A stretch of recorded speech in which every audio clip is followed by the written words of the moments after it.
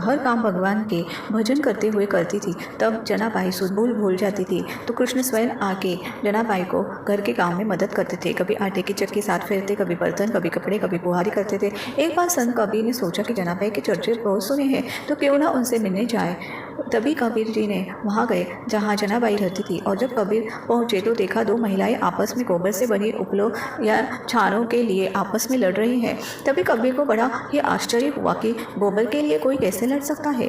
अभी कबीर ने जनाबाई के बारे में पूछा तो पता चला कि जो महिला लड़ रही है उनमें से एक जनाबाई है। तभी कबीर ने तो और भी अचरज में पड़ गए। कबीर ने पास में जाकर जनाबाई से कहा, आपके उपले की क्या पहचान है? तो जनाबाई ने कहा कि मेरे उपलों से विट्ठल विट्ठल की आवाज़ आती है। तो कबीर ने जैसे ही जनाबाई के उपलों को कान से लगाया तो वे गदगद हो गए। वास्तव में उन गोबर से बने उपलों से विट्ठल विट्ठल की आवाज़ आ रही थी। जनाबाई इतनी महान भक्ति कि उनके स्पर्श से हर वस्तुओं